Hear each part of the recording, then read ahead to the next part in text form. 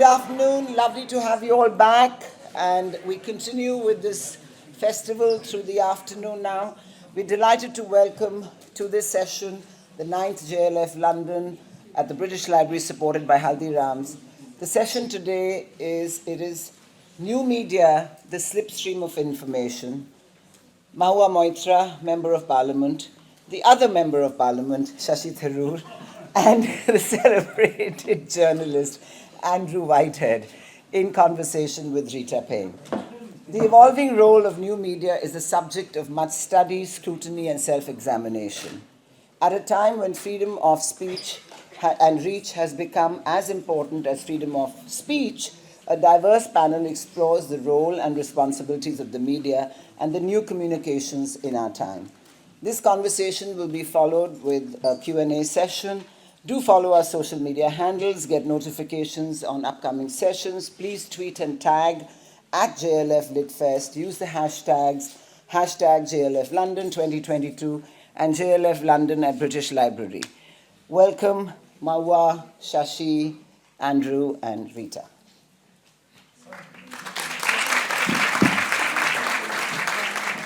It's a pleasure to see so many people face to face. Not just Zooming. I'd forgotten what it was like to be in a big room with a lot of people. It's my privilege.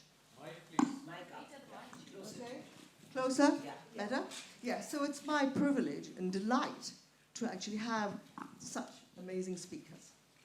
I mean, each speaker could keep you enthralled, I think, for the rest of the day. And as for Shashi, I was thinking, I think you could probably wake him up in the middle of the night, say, Shashi, talk for an hour on any topic, and he won't hesitate. So it should be exciting, and you know what the scope of the discussion is. Just for the record, to let you know what my interest is, because I'm with the Commonwealth Journalists Association, and we are an organization, we're sort of committed to protecting or defending media freedom, highlighting abuses. So that's where I'm coming from. And I'm sure that Mohua will be telling us the point of view from politicians, and Shashi straddles both, a journalist, writer, and a politician. And of course, Andrew, we're ex-colleagues, and we can talk about the days when we first joined the newsroom, when we had to get two sources to report on any story, and there was a strict divide between opinion and news. And to this day, I sit on the fence. I do find expressing an opinion very difficult, because I listen to one and listen to another, and I think, no opinion. And then I think, no, it's all changed. So I was just reading Alan Rusbridger's book on news and how to use it. And he had some very, very interesting comments about what's happening at the moment. He said, people everywhere feel ever more alienated from and mistrustful of news and those who make it. We no longer seem to know who or what to believe. We are living through a crisis of information chaos. We are at the peak, or so I hope he says, of the most vicious pandemic to have gripped the world in a century or more. The question of what information you can trust is all of a sudden a matter of life and death. And he says, and he blames a lot on social media, online media. And then, of course, when we started as journalists, the big emphasis was on impartiality, fairness, balance. That's what all journalists aspire to. And I'd like to hear from the other panelists on really how impartial can you really be, no matter how you try. So he says there is more disinformation put out in the world than ever before. And much of it is politically motivated. And of course, then one has to look at the ownership of the media, which is something, money and media, and how that's locked in. And then, of course, there are so many topics. There's regulation, and what do you do about it? So this is just the general comments. So can I start with you, Shashi? And just to clarify, I will ask each panelist to speak for about 5-10 minutes informally, give their take on the topic, and then we can open up the discussion, and then 15 minutes before, we'll be taking questions from you. So Shashi, new media, you are everywhere. You've got Is it how many million followers on Twitter? 8.3, I think, something like that. There you go, 8.3. Before digital media, how many would you have expected to reach when you spoke? Well, I mean, it actually, it was an impossible thing to estimate. I mean, you could address an audience and count the heads in the room. There are, perhaps 200 here right now. But in a newspaper, the newspaper circulation is always exaggerated. And in any case, there's no guarantee that the story reporting your comment will be read by everybody who buys that newspaper. So you had really no accurate way of gauging how many you were reaching.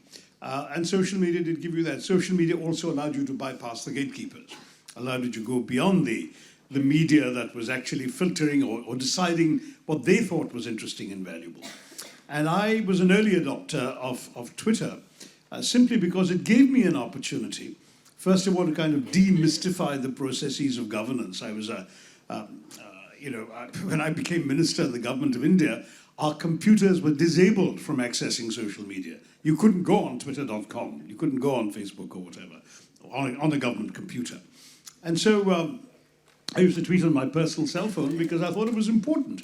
Initially, when I started this business, I earned the rather bitter enmity of the media, which at that point saw social media as a threat, a means by which officialdom would bypass them. That didn't do me a lot of good because I got sort of fairly viciously attacked for it in the mainstream media. But equally, I worried people in government and politics who thought that government was meant to be a little mystifying and opaque. They weren't very happy that people should talk about these things. Now, I was able to justify it on 2 or 3 grounds. The first was that stories that our national media either didn't have the interest or the resources to cover, the only way you could get out news about them was by actually tweeting. So when I went to Liberia, a country that no Indian minister had visited ever, other than one sort of airport flyover stop for 2 hours 50 years previously, there was obviously no journalist accompanying me who would go to Liberia. It was my tweets that gave anyone any news of what India was trying to do in Liberia.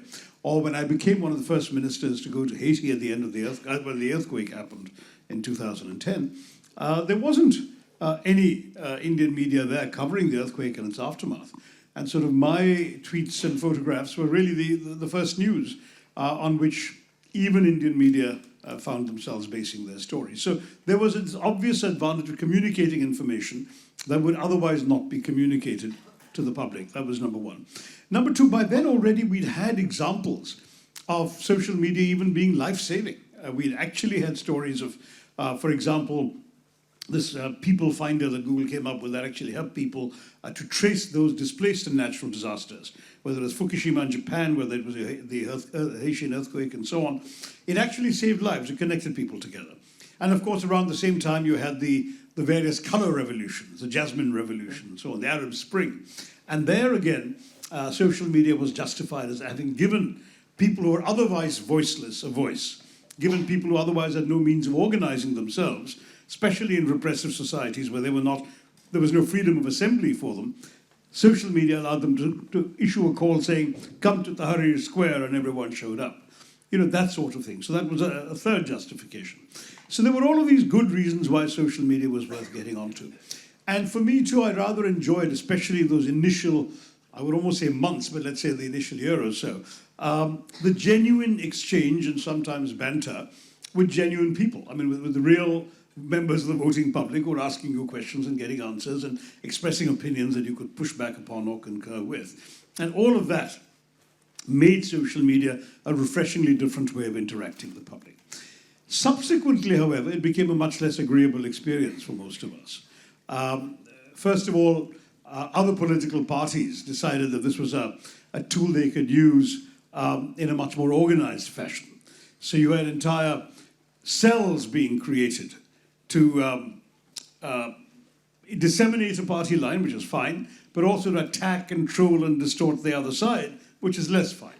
And there's literally one chap sitting having created 100 fake accounts under 100 anonymous names, and then sending out more or less the same message, often in identical language, to attack the same person. And because people were not prepared entirely for all of that, a lot of people assumed these were genuine people's genuine opinions and that the minister must be as awful as the tweet said he was and so on.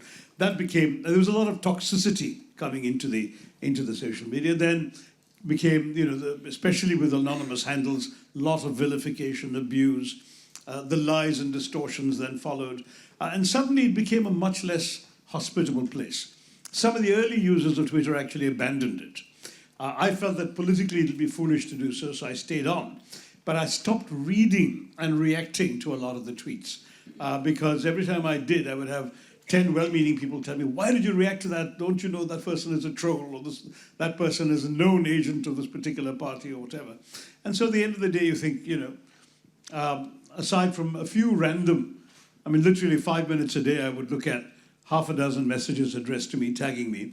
And if I found any of them interesting, I might respond. But otherwise, it's become a much more of a one-way communication than is ideal. And that's true for some altogether. People like the Prime Minister's account and so on, he never replies to anybody. He just uses it to, in a sense, as an alternative form of broadcasting his man ki baat, that sort of message. And I think that this is, sadly, a limitation now. The original concept of social media, I think, was rather good. But all of these negatives have impeded, I think, the usefulness and effectiveness of the medium. Well, that's helpful because at Mohua, I first became aware of you and the impact you were having when your clip went viral, your maiden speech. And I found all of a sudden I was getting emails and clips, everything with your video from every quarter. Have you heard this? Have you heard this? Have you seen this? Yeah. Have you heard this? Have you seen this? And so that was really my, as it were, introduction to you. As a politician, I guess you would agree with Shashi that is it liberating particularly because you can address and engage with voters much more directly. Yes, I agree with practically all of what Shashi is saying, and that's the problem with speaking after Shashi, is he kind of manages to touch on everything and then you've got nothing left to speak about. But yes, I think one of the things that Shashi spoke about was the advantage he had was getting onto it fairly early enough, which was maybe 2009, 10 or something, but early 9, right? So I had an official Twitter account in 2013, but never used it till I actually became an MP in 2019. Even when I was an MLA, I never used Twitter. Now, when we look at social media, I think in most circles, PLUs, people like us tend to look at social media as one homogeneous. So Twitter, Facebook, Instagram, blah, blah, blah. But if you are looking at it from my point of view, which is a grassroots politician point of view, I have a rural constituency, as opposed to Shashi, who has a very urban literate constituency. So if you look at my constituency, the only two things that matter are WhatsApp and Facebook. Twitter has almost, I think if I have, 25 lakh people in my district, maybe, 1,000 people have a Twitter account, maybe 5 people see it. So Twitter or Instagram is not really used in a rural area, whereas whatever people receive on WhatsApp is taken to be gospel truth. And Facebook is used very widely. You'll be surprised at how anyone with a smartphone has Facebook, or even in regional languages, there are these Facebook groups, and Facebook Live is almost becoming an alternative medium of broadcast. So if you've got something to say as a political person, so if I have something to say on, for example, yesterday I wanted to put out a message to my constituency saying, this is what's happened, blah, blah, blah, and I just do a Facebook Live, and by the time I wake up in the morning, there are 50,000 views, or sometimes 1 million views, which is amazing. So as a medium of broadcast and getting your method through, some work better than others, yes. But Twitter as a form of engagement, and sometimes it's very much become for a politician how you use it. So in Facebook, for example, during the COVID pandemic, I set up these helplines and I said, listen, anyone stuck in Cochin, this is the number to call or write in here. And people would write in and I would get the details from there. So it was just a platform, like an SOS platform. And that works very well during emergencies. I found Facebook to work very well. Twitter, sometimes you had people during the problems there. But otherwise, as a method of engagement, it is almost, I find it, like Shashi, it has been taken over. The space has been taken over. You don't know who's genuine. You don't even know who's a human being on the other side. So when people say, I get asked this all the time, that how do you react to people trolling you? And Baraka's asked me this. A lot of women journalists have asked me that, we get the foulest, vilest abuse. How do you deal with it? And I say, I don't read it. I just don't read it. So unfortunately, that's not what Twitter was meant to be. It was meant to be a genuine exchange. But it's unfortunately, I just put out my message there and hope that some people will react to it or think about it. But as a method of engagement, it has, because social media has become so institutionalized today, and because of the very vast resources that political parties are pumping into it, it has become the strongest campaign tool. So if I said this in one of my speeches, and the last general election was not fought on unemployment. It was not fought on inflation. It was fought on WhatsApp. It was fought on social media. And what is the narrative you can create in social media? And it's this drip, drip, drip, drip, drip, drip, drip. And when you have mainstream media controlling social media, which is what's happening now, so it's just become another arm of mainstream media. And I think then the pressure on other political parties has always been, whoever was in power, is that how does the opposition, any opposition, do you buy a channel? Like people in the southern political parties have their own channels and they do it very successfully. We have never been able to do it very successfully in the East. I think there's an Oriya channel, but that's about it. So getting your own channel involves a huge amount of investment, which people couldn't do. But then with social media, you would think that would go away. But no, even that now has been taken over by institutionalized media houses. And that space also, for example, WhatsApp, if you have a cell in every booth that is putting out 20 WhatsApps an hour, and we get told by well-meaning people and our voters that, why are you not coming back? Why are you guys just sitting there and getting slapped in the face? What is your pushback? What is your defense? And sometimes I think about it, and my answer always is, A, we don't have the resources to do it. We cannot spend 3,000 crores on keeping a full-time media team, A. But B, more important, do I even want to do it? Do I even want to get into a game that I know is so dirty and so disgusting and it's not even going to get us anywhere, where I'm only sitting from morning to night, not doing anything, but answering these people who are, basically you're just playing defense all the time. And I don't think as a strategy for any political party that can work long term. So I think on the important stuff, it's important to come back. But every single piece of news doesn't need to be countered. And I think that's the trap that large institutionalized social media is putting on all of us. That someone else sets the narrative and we are busy playing catch up. And I think it's time to take a break from that and come out and be like, this is how we're going to play it, and this is how we're going to play it. It's quite interesting. Just one small clarification, though my turn to agree with everything Mohua said, except to point out one thing: my constituency isn't actually predominantly urban. It's less than 40% urban, the rest is rural. Sorry. And for me too, WhatsApp is far more important. So what I do is I only tweet myself, but my staff then takes my tweets and replicates them on Facebook, because that's where the audience is. I probably have fewer than 5% also of my voters. But Twitter puts you on the national agenda. Yeah. And so if you want to appeal to an audience beyond your constituency, that's still useful. Which is why I still... Which is why you do it, and which is why I do it.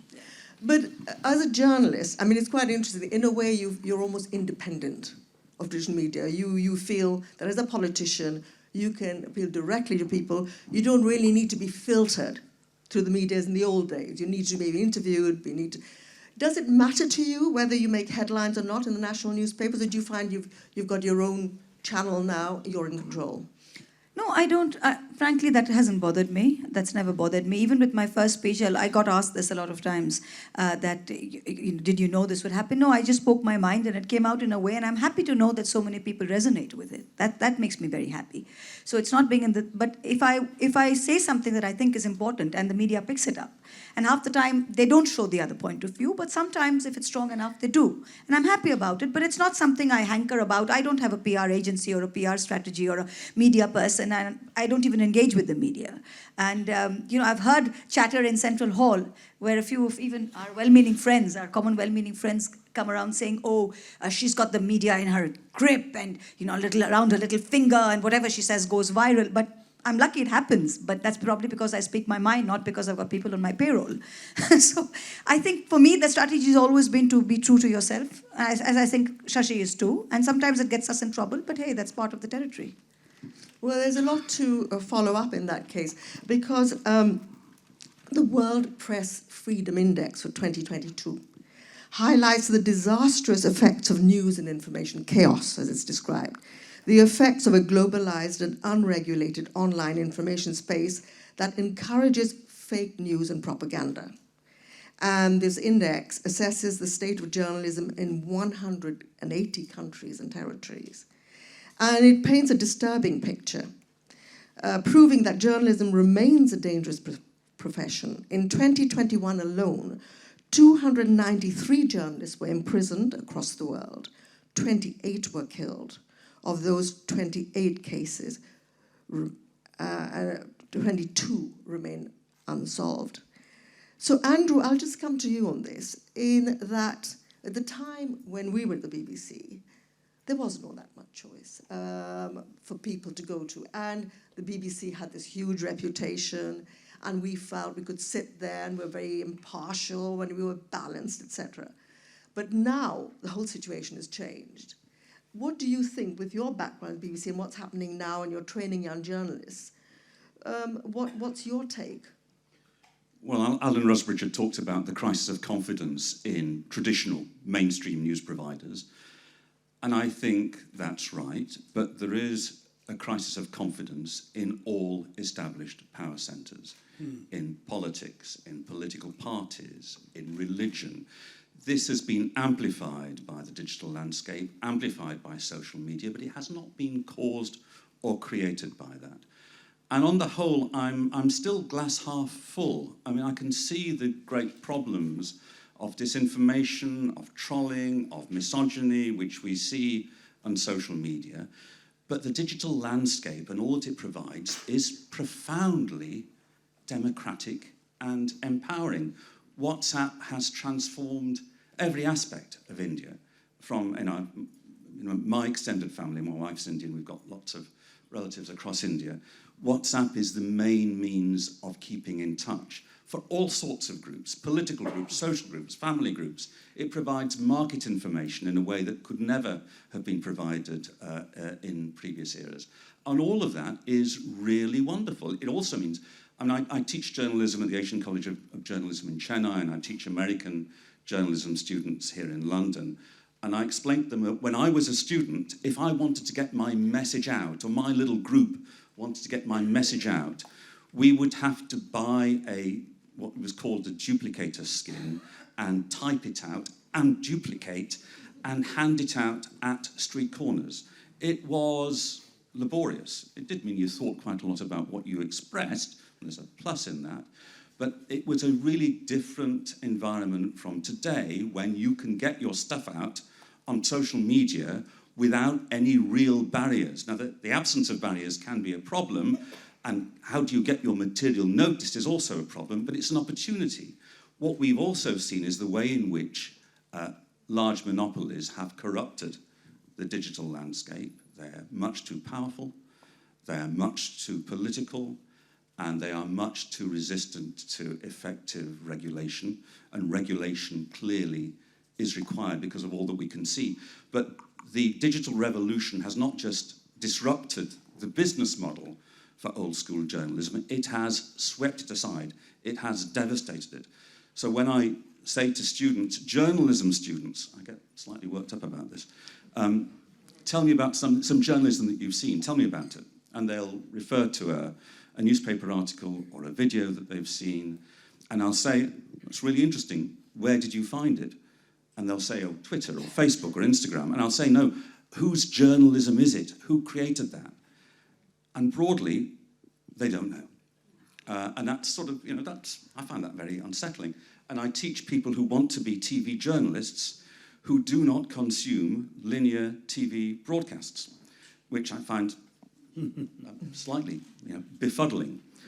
On the other hand, COVID has been a moment when the old established news providers have regained a certain level of reach and authority, because it was one of those stories, the opposite to Brexit, and I won't go into Brexit, I don't think you want me to go into Brexit, where people really wanted to turn to news providers who will tell it straight and tell it as it is. And they turned back to the old established news providers.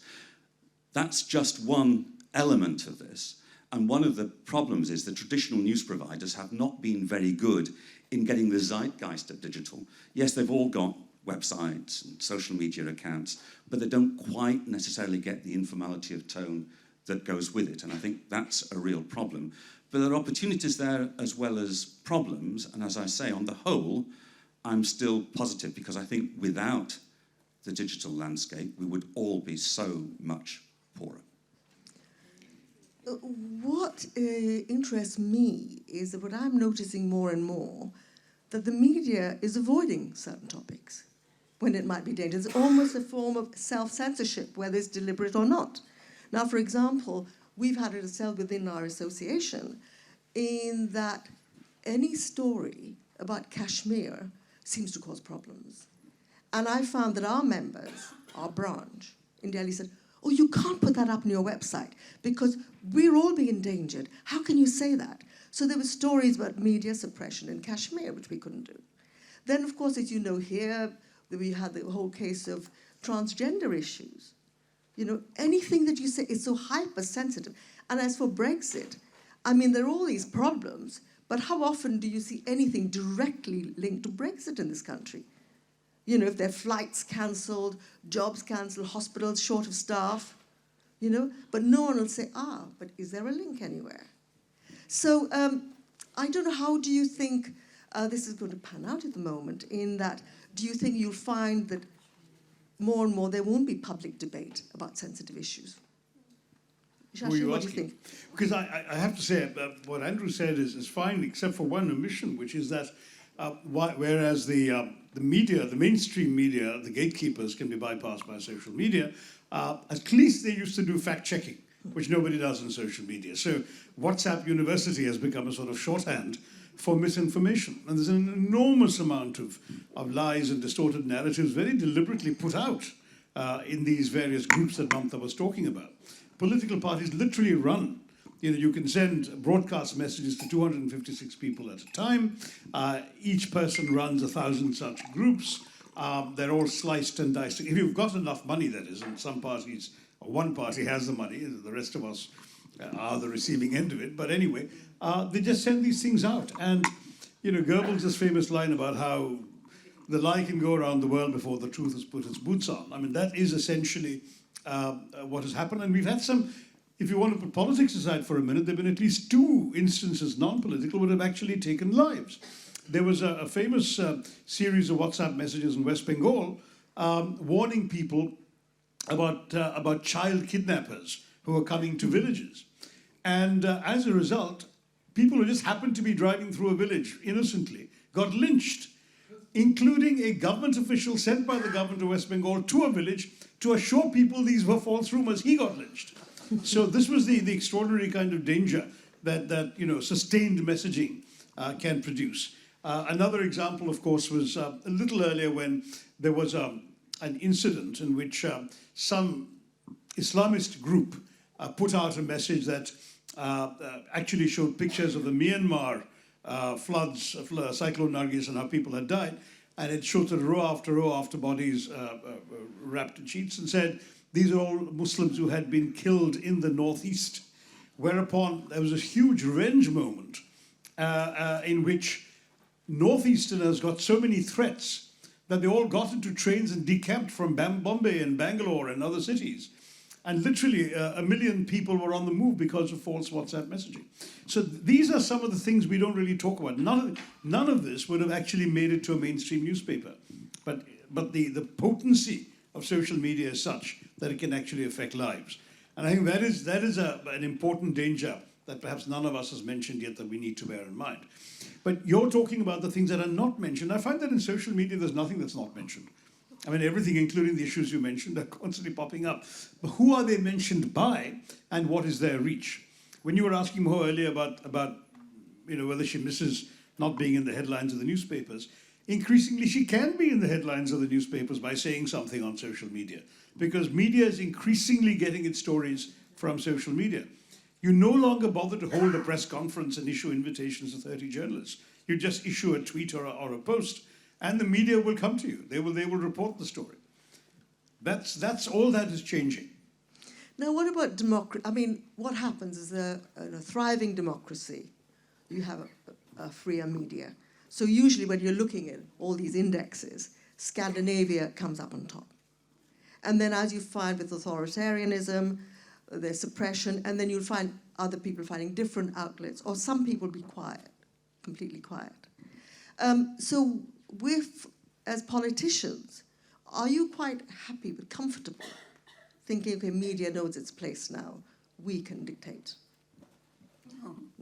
I don't think anyone, not at all. I mean, certainly the we here, when you think of politicians, again, they're not a homogeneous mass. You can't put the ruling party and opposition in the same basket. So obviously, the we here might apply to the ruling party, certainly doesn't apply to us. So no, we're not happy. But just linking your previous question and now, when you say that some things are off limits, these limits or these sort of obstacles or these walls are set up by systems that are in place. Social media is more or less unregulated. Some are more regulated than others. For Twitter, for example, I think is actually quite regulated because somebody makes a hoo-ha quick enough and somebody else files an FIR, you put a takedown notice, it happens. But for example, in a rural constituency, you'll have probably something even viler than what's on Twitter on topics that you mentioned, and nothing is off limits on social media. So you will have WhatsApp groups. You say nobody mentioned Kashmir, fine. But there are WhatsApp groups in Bengal, in Bihar, and anywhere that there is no stopping them from spreading fake news on Kashmir and sending it around, and it's days before we even know what's happening. So there is really no, in the cyber world, there are no walls and there are no rules. So all these rules that you say only establish print to television media doesn't apply to social media, and that's the great danger of it, because on the one hand, you have habeas corpus petitions not coming up in the Jammu and Kashmir High Court for years and for almost 2 years now. But on the other hand, every other topic is being discussed freely on social media, and unfortunately, more often than not, it's a one-way street. Then, of course, there's ownership. We know the Rupert Murdoch, he has his agenda. And now there was this panic when Elon Musk was going to be taking over Twitter, they thought, and then they'll bring Trump back. And then Trump was taken off. Any thoughts on that? I'll start with you and then others. Clearly, who owns the press shapes what the press says. And that's particularly evident, I think, in India over the past few years, where, I'm an avid consumer of the Indian news media, print, TV, social. The bandwidth has narrowed. The number of voices which stand out against the direction of travel of the government has been reduced. It's been reduced because proprietors are nervous, scared, or they wish to be compliant. There are exceptions, and one of the things I think is rather promising in India is actually here the digital revolution has meant that established news providers have reinvented themselves. So, the BBC website, the Guardian website, the subscription Times and FT websites, they're still the repositories of what most people would see as reliable, authoritative, broadly impartial, to different degrees partisan websites. In India, what you've seen is, because for all sorts of reasons, which I don't think I'll go into, you've seen a whole range of new news and current affairs and information websites spring up, with Wire, with Scroll, rather different, but Quint as well. And I think that has been really rather encouraging. Their business model remains deeply, deeply insecure, but their reach and more, their profile and their authority is steadily growing. And I find that really quite encouraging. I read papers which do stand out against the grain, and there are 1 or 2 TV channels which stand out against the grain. But it's a difficult climate, and it's much more difficult, I think, for all sorts of reasons in India than it is here in the UK, though God knows we've got enough problems here as well. Rita, just to complement that, the insidious thing in some societies is that where mainstream media is owned by people who have other business interests, the government actually doesn't need to attack the mainstream media. It can simply send a signal to the owner of the media that when he writes, or his editors write something that the government disapproves of, he'll have a tax rate on his other business, which is what makes him all the money that enables him to own the media. You can be very sure that his priorities are very quickly established, and the offending editor may be sacked before he undergoes the torment of another tax rate. So these are some of the challenges that big mainstream media has that usually the more light, sprightly digital media doesn't have. They don't have the huge capital costs, the huge infrastructure costs, and so on, and they can therefore get away with fewer means, as it were, fewer vulnerabilities to official pressure. Yeah, in India also, we don't do conflict of interest very well.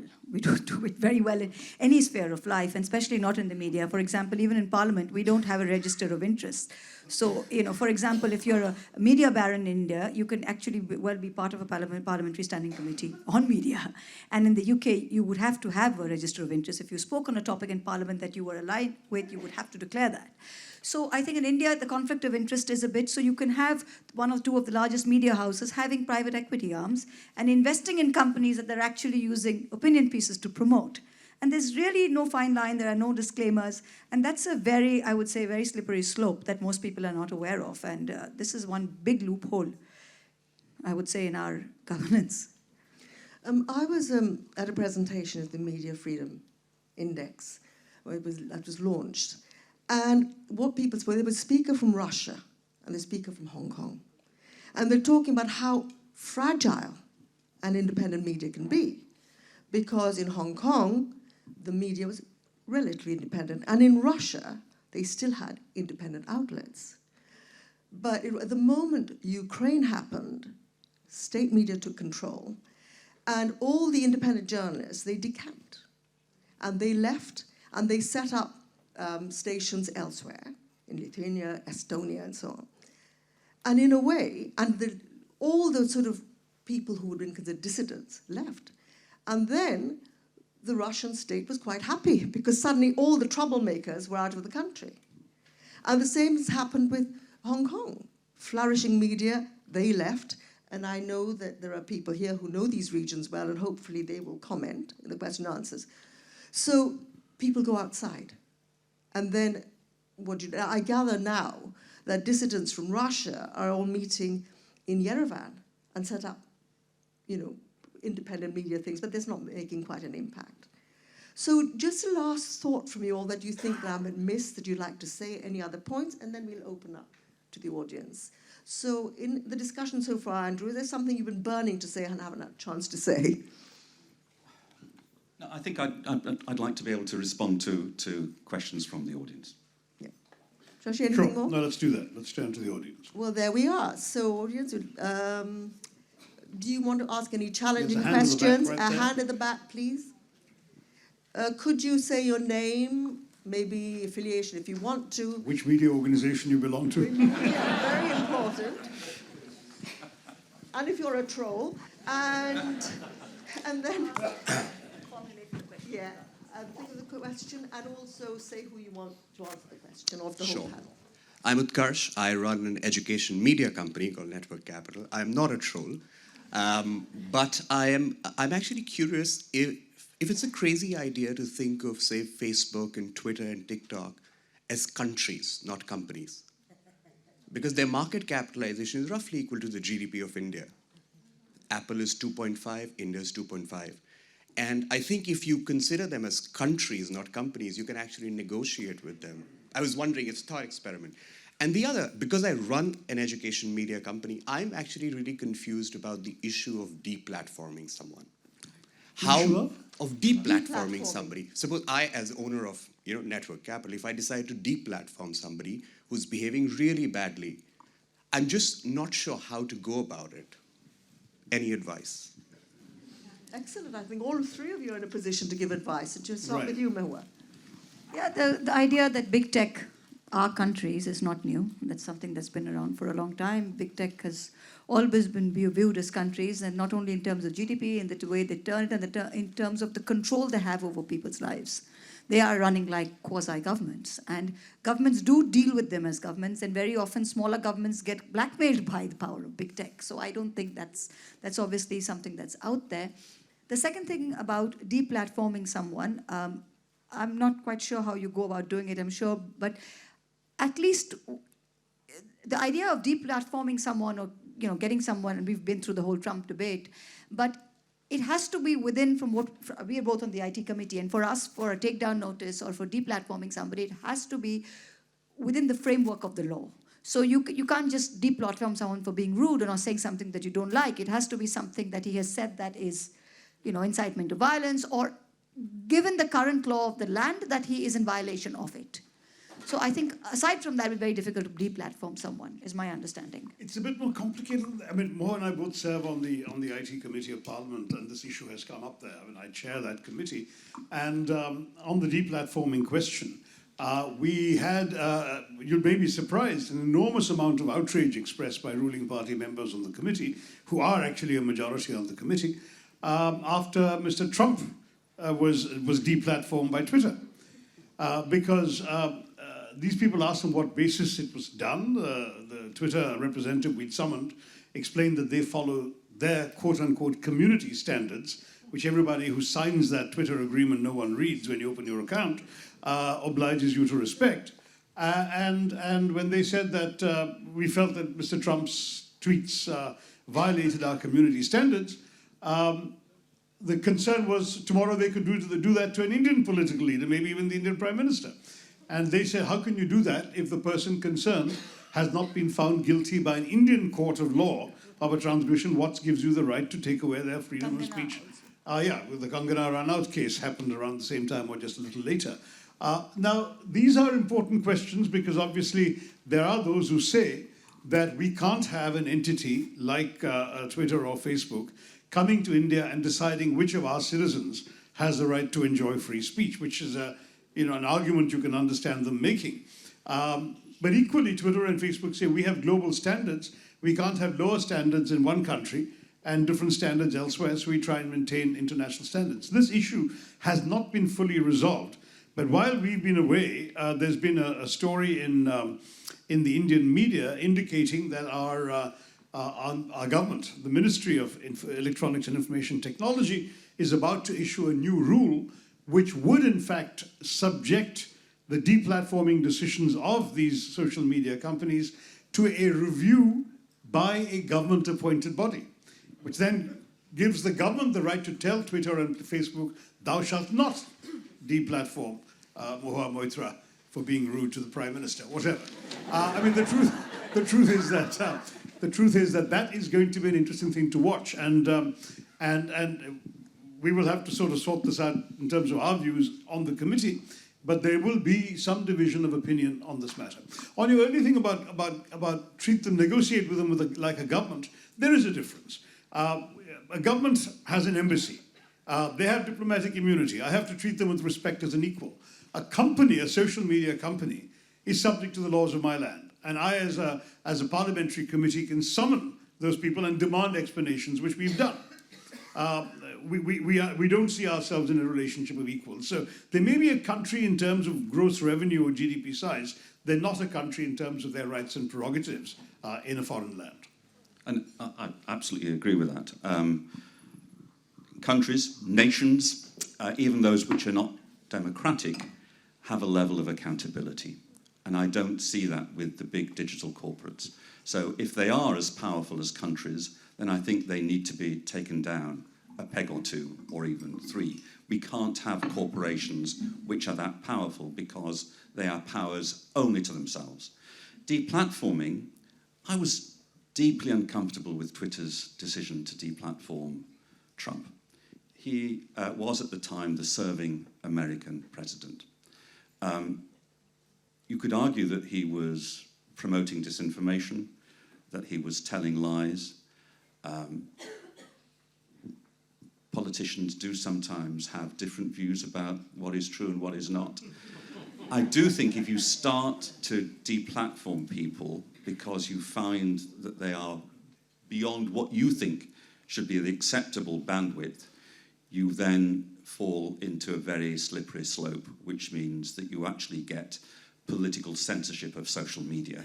Censorship because of hate speech, of misogyny, racism, homophobia. I understand that. But if people are misrepresenting the truth, we had it in this country with the Brexit debate. Remember the slogan on the bus, leave the European Union and we save £300 million a week. It was both true and not true. And the established media had a great difficulty dissembling that picking into it without giving a sense that they were demolishing it, they were being partisan. There needs to be ways in which the media can tackle disinformation without censoring things which might be seen to be misleading. Okay, so the gentleman there, and then the next to you, and then the third. All right. So if you'd like to speak. Yes, someone. The mic is making its way to you. Broadcasting, so you need to speak on the mic. Thank you. Thank you very much. My name is Sahitya Akademi. I'm an investor in deep tech venture capital in this country. A little closer to you. My name is Sahitya Akademi. I'm an investor in deep tech venture capital in the UK. There was a conversation just last week at the Blavatnik School and also at King's College London in the public administration space. I'm just going to throw that idea and hopefully get comments and thoughts from all of you. It shifts gears slightly away from, rulemaking and regulation and some of the topics that I think, Andrew, you said about amplification of content and thoughts out there, which I agree with in some ways that, the platforms are created to be tools and basically providing bread and sugar to make things sound and have access to people to use Twitter, etc. But particularly the question is around the role of government or public administration in creating better tools for disseminating information, facts, and maybe parts of media such as The Guardian, such as the BBC, the Financial Times, etc., that have credible journalism that are sourced, having scholarly work and references, just made more accessible to people.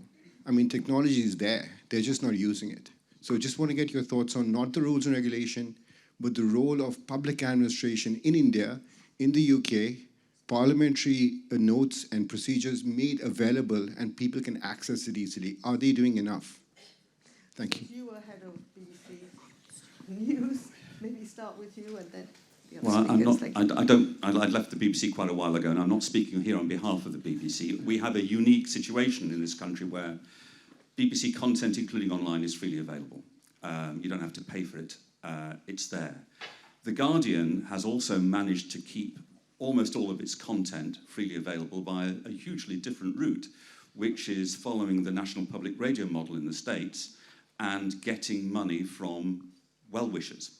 And The Guardian, I mean, the actual printed copy of The Guardian is now the least successful of all Britain's established national daily papers. It sells just a little over 100,000 copies a day, which is a quarter of what it sold 10 or 15 years ago. But through donations, it has managed to keep its digital offering freely available. Now, not everybody can go down that route, and in terms of what the government's role is in promoting that, I am slightly wary of that because the great strength of the internet, it's a double-edged sword, but the great strength is that it's free of government. If something is seen to be made available by government, regulated by government, controlled by government, then people are bound to believe that it is telling the government it's his master's voice. So I can't see how far you can go down that without destroying the authority of the platform you're seeking to promote. But governments themselves can use media to issue authoritative information to the public. I remember in the very early days, the Pune Municipal Corporation gave their garbage collection times in different areas on social media. Delhi police started issuing traffic updates saying avoid Sahitya Tharoor, this terrible congestion. It became a very useful service that way. And then the Indian Railways, just a little over a year or two, or less than 2 years ago, well, actually just before COVID, I think it was, came up with a very interesting scheme where you can tweet emergency information to them. So imagine, I mean, there's one instance where somebody's father had a heart attack on a train. Now, in the old days, what would you do? You'd pull the emergency chain, but you're driving, your train is going through some rural area. But this is no public, doctor's going to get to you. This is public service, though. It's not contested news. Contested news is altogether different. Correct. So the fellow issues the tweet, the train continues running, reaches the next station, and doctors are waiting for his father. And this has actually happened. So these kinds of, I'm not disagreeing with you at all, Andrew. I'm just complimenting what you're saying, that governments too can use private social media to get official information out to the general public. Yeah, I think on on balance, I think India does a fairly good job, given the size of our country and in the inaccessibility of a lot of places. I actually think there are two different things. If you're talking about government setting up an alternate medium, I'm not sure that was your question. I think your question was, how is government better at using media to administer? And if that's the question, then I actually think that government's doing a pretty good job. And, not only, I think every police department in every city is on Twitter. The police commissioners are on Twitter. Information is very quick in terms of disseminating information, even traffic information. There are sites you can go to. So I think in terms of most schedules of the district collectors or the district magistrates, they have very updated sites, websites, which the information's put out. I mean, the press information PIB in India. So I think as far as information, our parliamentary stuff is put up every day. If we have to see what our business is, it's on the Lok Sabha website before anybody else gets it. So I actually think in terms of disseminating information to administer, the government does a pretty good job, local, municipal, village, and central government. You agree, Shashi? This has been a very civilized discussion. We need to invite Mr. Amit Shah next Reflecting time. the tone of the moderator. So, is there anyone who disagrees with anything? Okay. You don't have to disagree. What's your point? Thank you. So the mic is making its way to you.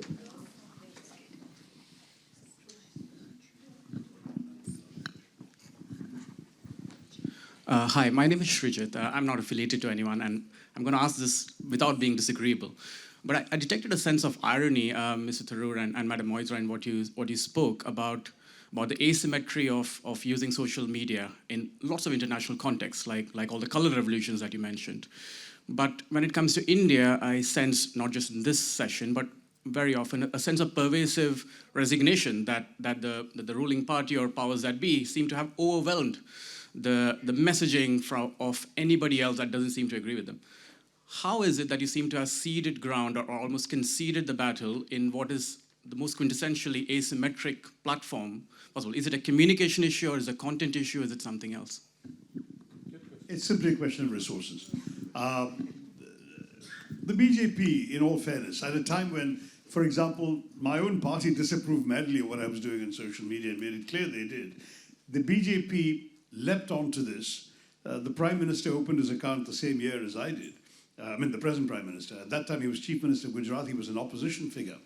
They saw the potential. In fact, it's been explained by one of their social media heads publicly that they felt they weren't getting a fair hearing for their point of view in the mainstream media. That was their point of view at that time when they were in opposition. And therefore, they decided social media was going to be their preferred vehicle. And they expended the resources to organize an enormous, enormous effort. All these cells we're talking about, their books now are revealing all of this. 30,000 people hired, paid a full salary. Our parties couldn't afford to do that. Paid a full-time salary. They work literally 8 hours a day, each of them running thousands of groups, WhatsApp groups, fake group, Twitter accounts, bot accounts, all of this stuff. And then they systematically, there's actually a ruling party person saying, this will be the line on such and such issue. And then, they manufacture material that's given to these people, then put out.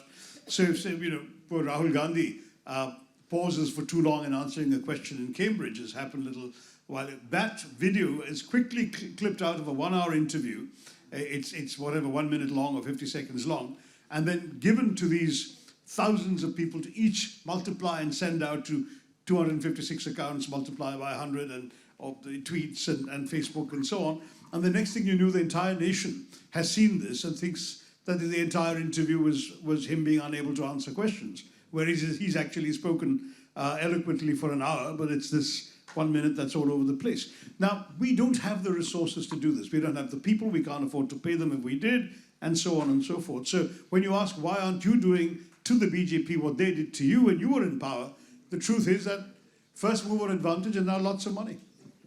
Yes, I agree with that. And also, what's happened now is they're doing it very well, not to take away from it. I mean, you've got to give it to them. They have the way we have a Mahila Congress or a Mahila Trinamool Congress or a student wing or a Mahila wing, they've actually got an IT wing. And they have, for example, they have an IT in charge of Bengal. And under that, they have an IT in charge of every district. And in terms of formulating strategy, that person sits on the table and say, how do we execute this? This is what we need to do. And this is a very, very well-oiled machine. And we've seen it during campaigns, but even out of campaigns. If they decide this is an issue and we want to run with it, they will, within 24 hours, create the mahol, so to speak. So, for example, you want to establish Rahul Gandhi is a pappu. That's it. So everybody, Kanyakumari to Kashmir, sit down, and these are the stories you need to drip, drip, drip, drip, drip to establish.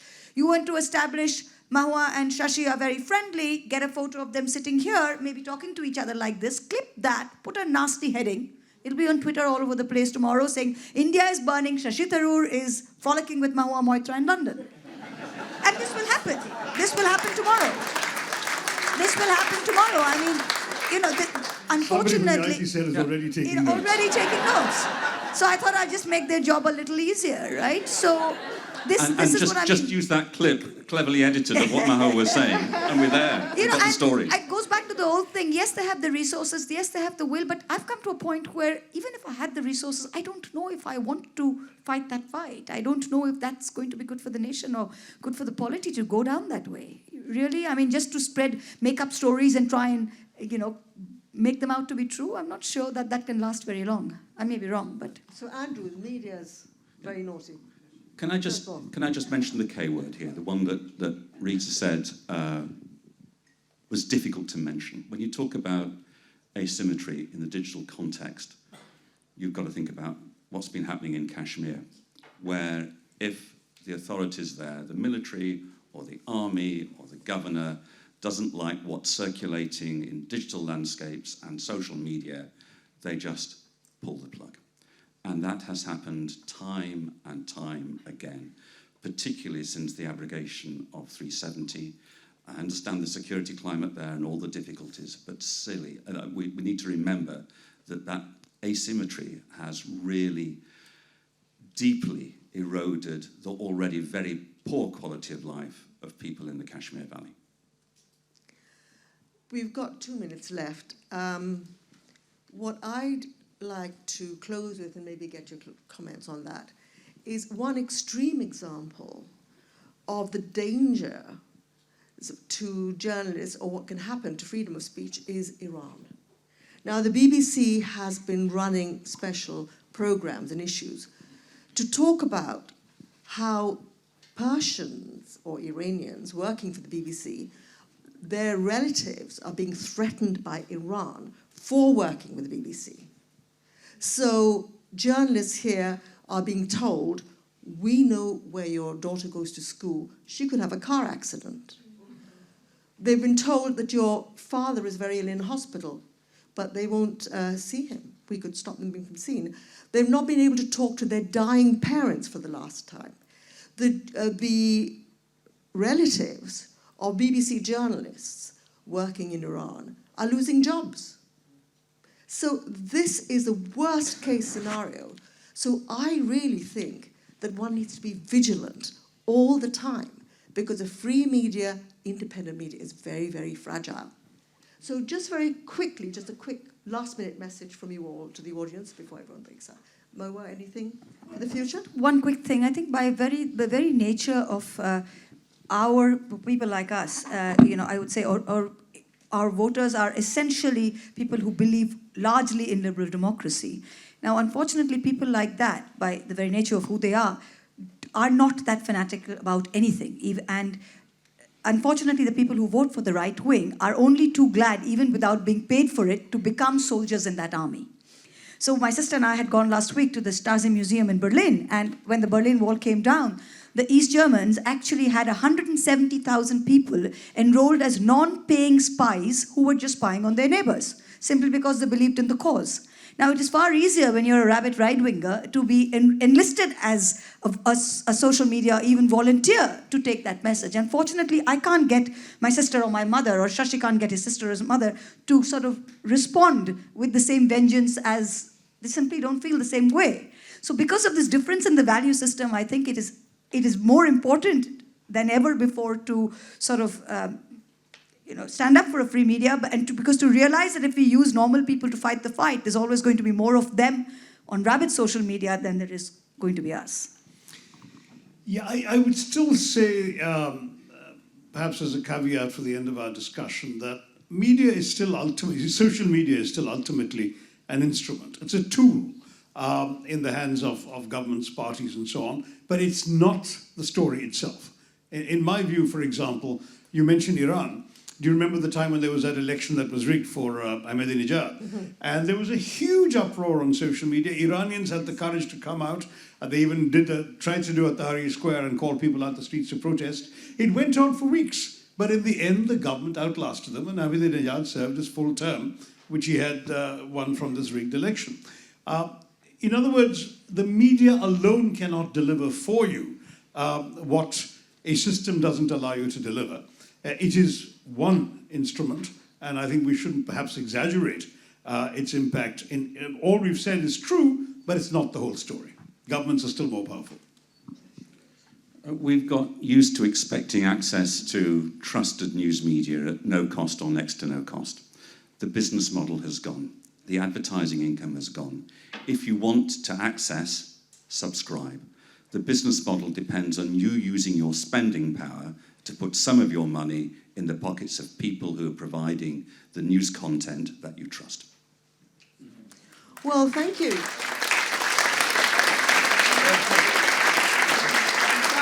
I've learned a lot, and these amazing, wonderful panelists, and Shashi's going to be doing more exciting things today. I'm looking forward to your comedy stand-up act. So thank you for being such an engaged audience with such interesting questions. So all the best to all of you, and thank you to the speakers.